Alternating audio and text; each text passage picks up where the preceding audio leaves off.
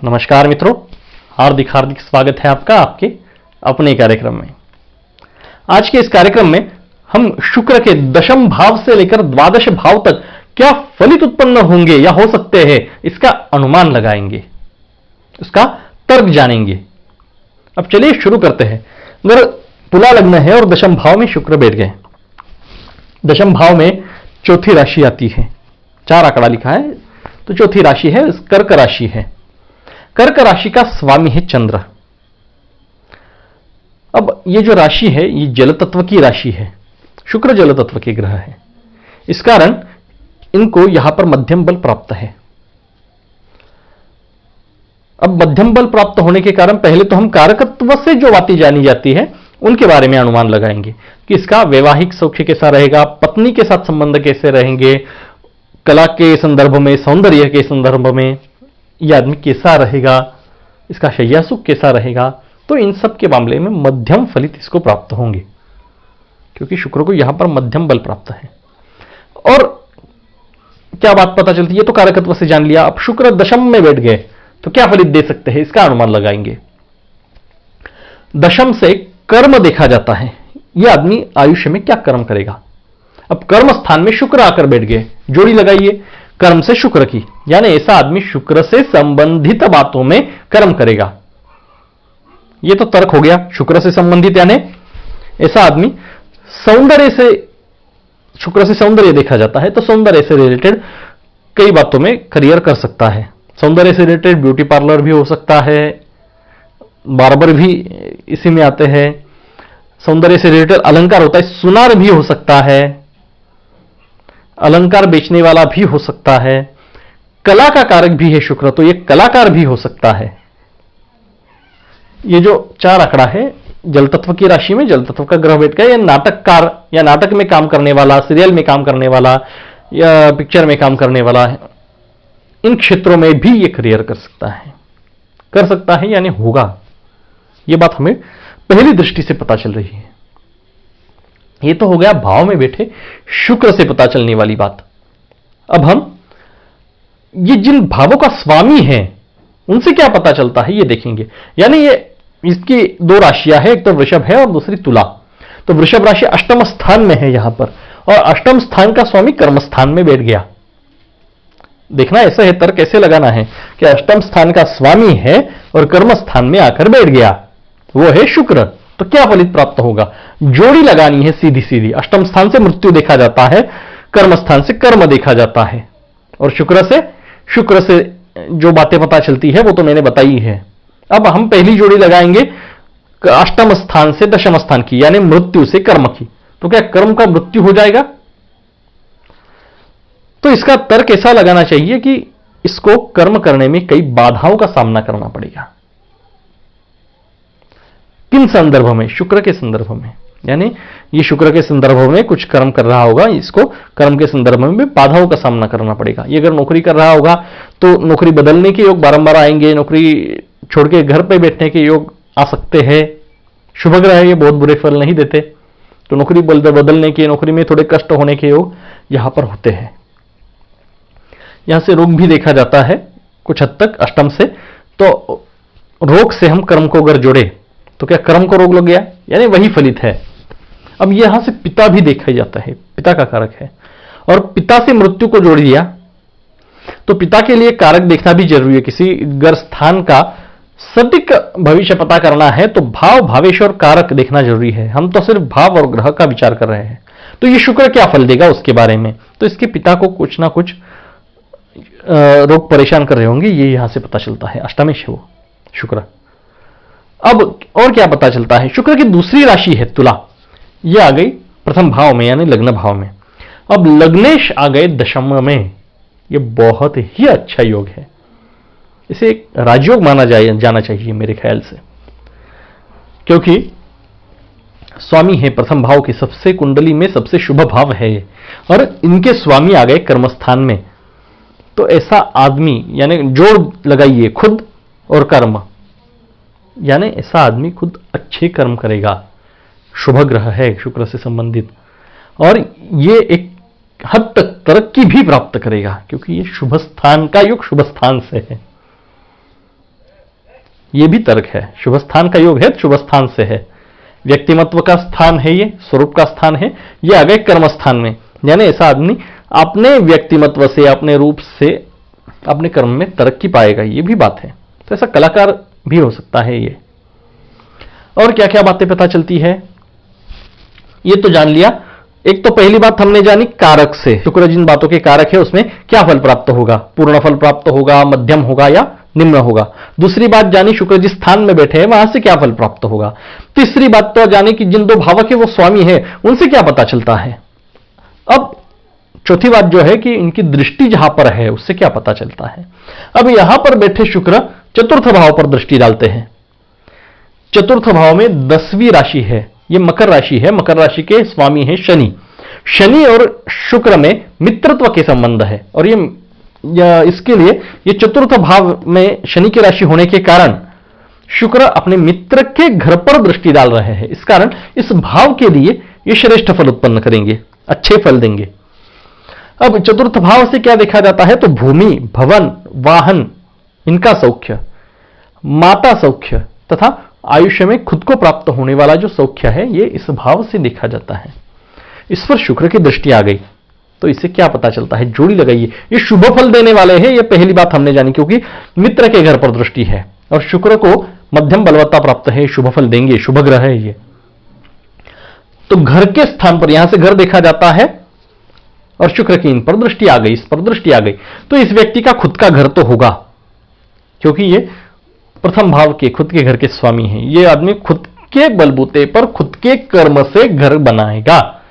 Logic देखिए, खुद के घर का स्वामी कर्म स्थान में आकर घर के भाव को देख रहा है, यानी यह आदमी खुद के बलबूते पर यानी खुद के कर्म से घर बनाएगा। यह तो एक बात पता चली। इसका घर कैसा होगा, तो शुक्र से संबंधित, यानी शुक्र विलासिता का कारक है। इसके घर में सभी आधुनिक जीवन में लगने वाली जो सुख सुविधाओं के लिए जो उपकरण उपयोग में लाए जाते हैं वो सभी होंगे। शुक्र विलासिता का कारक है, इसका घर दिखने में सुंदर होगा, वेल फर्निश्ड होगा, आज की भाषा में बताया जाए तो। और क्या बात पता चलती है, तो यहां से वाहन सौख्य भी देखा जाता है। शुक्र वाहन सौख्य के स्थान को देख रहा है, शुक्र विलासिता का कारक है, इस कारण इसके पास ब्रांडेड वाहन होंगे, यह भी बात पता चलती है। माता के स्थान को यह दिख रहा है, तो माता के सौख्य के स्थान को, माता के स्वभाव के स्थान को शुक्र देख रहे हैं। इस कारण इसके माता का स्वभाव भी शुक्र से रिलेटेड होगा, यानी कोमल हृदय वाला होगा, प्रेमी होगा, यह भी बात पता चल रही है। कई बातें हम तर्क से जान रहे हैं, समझ रहे हैं। यहां से खुद का सौख्य भी देखा जाता है, उसको शुक्र देख रहा है। इस आदमी को जीवन में सौख्य या समाधान प्राप्त होगा, यह भी बात यहां से पता चल रही है। कई सारी बातें पता चल रही है। अब आगे चलते हैं। अगर शुक्र एकादश भाव में बैठ गए तो क्या फलित उत्पन्न करेंगे। यहां पर राशि देखना जरूरी, सबसे पहले राशि देखना है। तो यहां पर 5 आंकड़ा है, यह है सिंह राशि। सिंह राशि का स्वामी है रवि। रवि और शुक्र में शत्रुत्व के संबंध है, आकर बैठ गए शत्रु के घर में। अब शत्रु के घर में इनको कितना बल प्राप्त होगा। सबसे पहले तो हमें कारकत्व का विचार करना है कि शुक्र के कारकत्व में जो बातें आती है उनके संदर्भ में यह क्या फलित उत्पन्न करेंगे। उसके बाद हम भाव की तरफ आएंगे। तो इनको यहां कम बल प्राप्त है, इस कारण इनके कारकत्व में भी कमी पाई जाएगी। कारकत्व में यानी सौंदर्य में कमी पाई जाएगी, कला दृष्टि में कमी पाई जाएगी, आकर्षण शक्ति में कमी पाई जाएगी, और ये जो है शैया सौख्य में हो सकता है। बाकी योग देखना जरूरी है। अब यहां पर भाव पर आते हैं, ये तो होगी कारक बात। अब भाव पर आते हैं। अब एकादश भाव में शुक्र है, शत्रुगृही है, इनको कम बल प्राप्त है, तो क्या फलित देंगे। शुभ ग्रह होने के कारण यह बहुत बुरा फल उत्पन्न नहीं करेंगे। इस कारण ये एकादश भाव के लिए अच्छे फल देंगे। एकादश भाव से लाभ देखा जाता है, जीवन में मिलने वाली आय देखी जाती है। इस कारण ये जो शुक्र है ये यहां पर अच्छा फलित देंगे, यानी अच्छे लाभ प्राप्त कराएंगे। जीवन में इस व्यक्ति को अच्छे धन की आय प्राप्त होगी। ये यहां से शुक्र का फलित हम जान रहे हैं। और क्या क्या बातें पता चलती है, तो यहां से मित्र देखे जाते हैं और उनके स्थान में शुक्र आकर बैठ गए, तो इनके मित्रों का जो स्वभाव है ये शुक्र जैसा रहेगा, कोमल हृदय वाला रहेगा, प्रेमी रहेगा। हालांकि यहां पे सिंह रास होने के कारण, सिंह राशि होने के कारण इनके जो मित्र है, इनके स्वभाव में थोड़ा स्वाभिमान, थोड़ा अकड़ूपन, अहंकारीपना देखने को मिलेगा। ज्येष्ठ बंधुओं के सौख्य का स्थान है, यहां पर शुक्र बैठ गए। ज्येष्ठ बंधुओं से इस जातक के संबंध अच्छे होंगे, ये भी बात पता चलती है। और क्या क्या बातें पता चलती है? ये तो हो गई शुक्र के स्थान के हिसाब से जानी गई बातें। अब शुक्र जिन भावों के स्वामी हैं उनसे क्या बात पता चलती है? अब शुक्र की एक राशि आती है अष्टम भाव में, वृषभ राशि।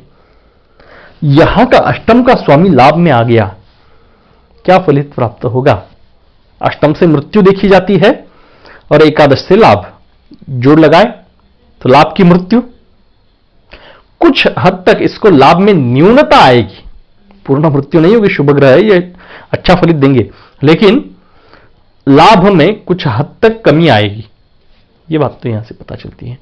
दूसरे एंगल से अगर देखा जाए तो ये जो स्थान है ये वैवाहिक जोड़ीदार का धन स्थान है और उसका स्वामी खुद के लाभ में आया, इसको वैवाहिक जोड़ीदार से उत्तम धन प्राप्त होगा। ससुराल अष्टम स्थान से देखते हैं, इस व्यक्ति को ससुराल से लाभ प्राप्त होंगे। कई सारी बातें हम लॉजिक से जान रहे हैं, क्योंकि अष्टम स्थान से ससुराल देखा जाता है और वहां का जो स्वामी है वो लाभ स्थान में है, तो ससुराल से लाभ प्राप्त होंगे। और क्या बातें पता चलती है? तो शुक्र की और एक राशि है तुला, वो है लग्न में, और लग्न का स्वामी लाभ में आ गया। ये एक शुभ योग है, क्योंकि प्रथम स्थान जो है ये कुंडली का सबसे शुभ स्थान है। यहां से खुद को देखा जाता है, खुद के व्यक्तित्व को देखा जाता है, स्वरूप को देखा जाता है। इसका स्वामी आ गया लाभ भाव में, यानी ऐसा व्यक्ति खुद से लाभ प्राप्त करेगा। ये भी अच्छी जोड़ी है। और क्या क्या बातें हैं? प्रथम भाव का स्वामी एकादश भाव में, आय भाव में होने के कारण इस व्यक्ति को आयुष्य में धन की कमी कभी नहीं पड़ेगी, क्योंकि शुभ ग्रह का स्वामी लाभ भाव में है, शुभ स्थान का स्वामी शुभ ग्रह है और लाभ स्थान में है। इस कारण इस व्यक्ति को धन की कमी कभी नहीं पड़ेगी। और क्या बात पता चलती है? शुक्र की जो यहां पर बैठे शुक्र की एक दृष्टि पंचम भाव पर आती है। शुक्र को सप्तम दृष्टि है, पंचम भाव पर दृष्टि डाल रहे हैं। पंचम भाव से संतति देखी जाती है, संतति को शुक्र से जोड़ दे। शुक्र विवाह, पत्नी, स्त्री, विलासिता आदि की कारक है। अब जोड़ी लगाइए, संतति के साथ क्या जोड़ी रखती है? अब शुक्र जो है ये प्रेम के कारक है और संतति सौख्य के स्थान को देख रहे हैं, संतति के स्वभाव के स्थान को देख रहे हैं। इस कारण इस व्यक्ति के संतति का स्वभाव प्रेमपूर्ण रहेगा। शुभ ग्रह की दृष्टि संतति सौख्य के स्थान पर होने के कारण इस जातक की अपने संतति से संबंध अच्छे रहेंगे। शुक्र खुद का स्वामी है, यानी खुद का स्वामी लाभ भाव से संतति स्थान को देख रहा है।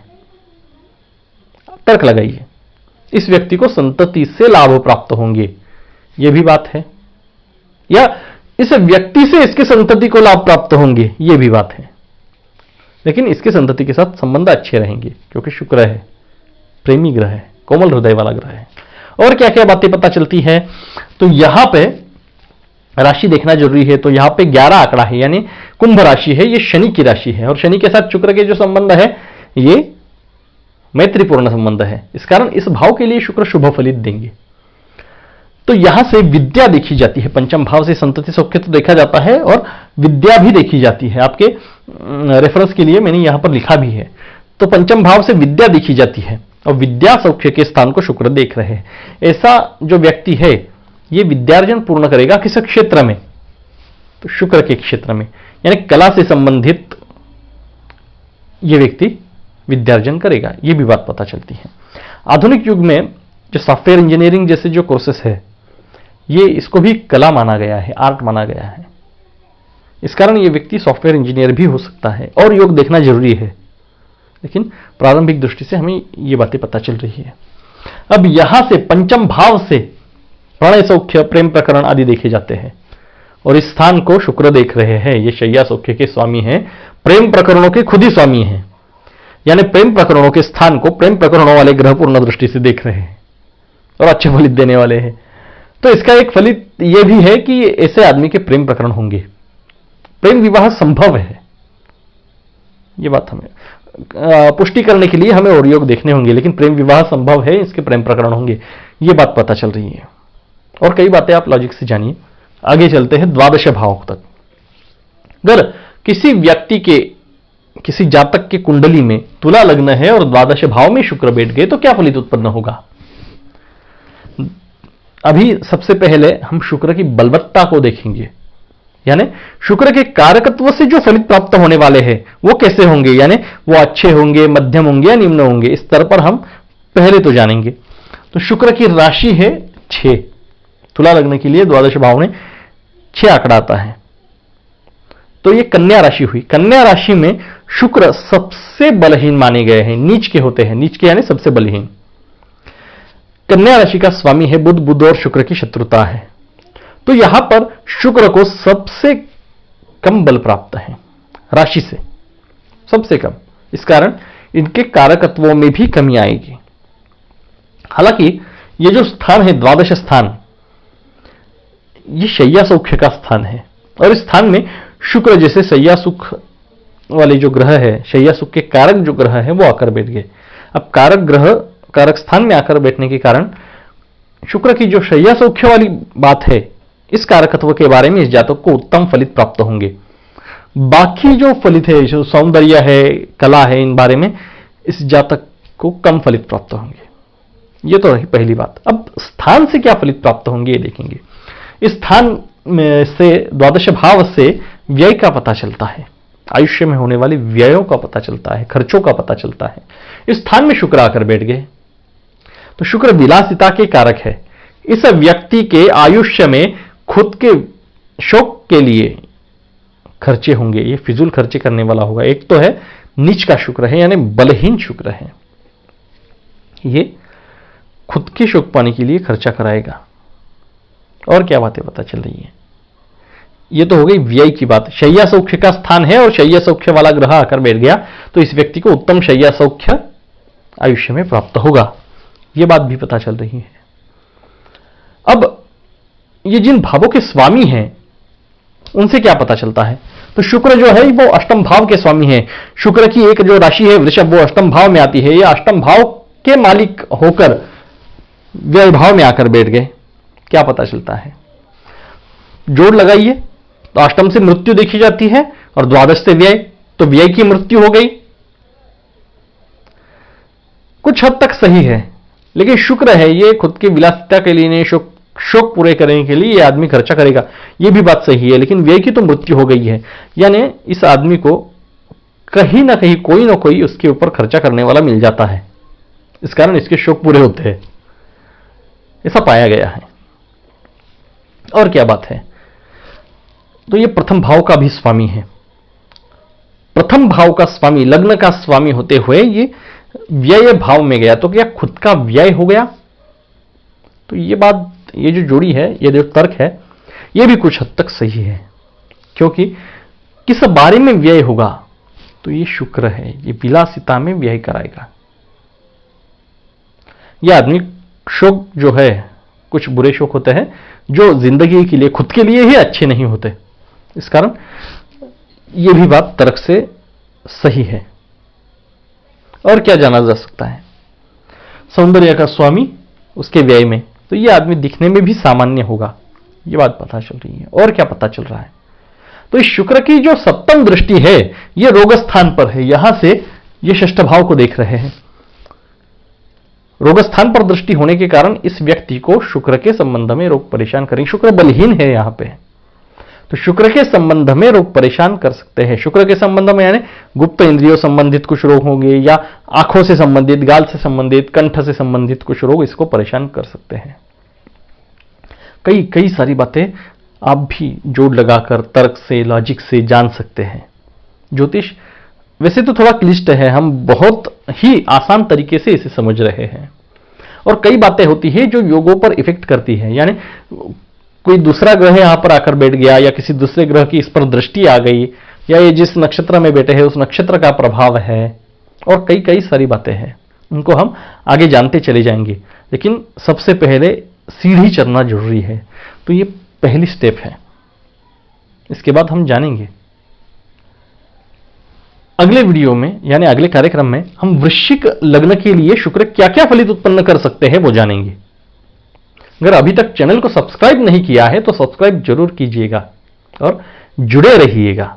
आज के लिए इतना ही। नमस्कार।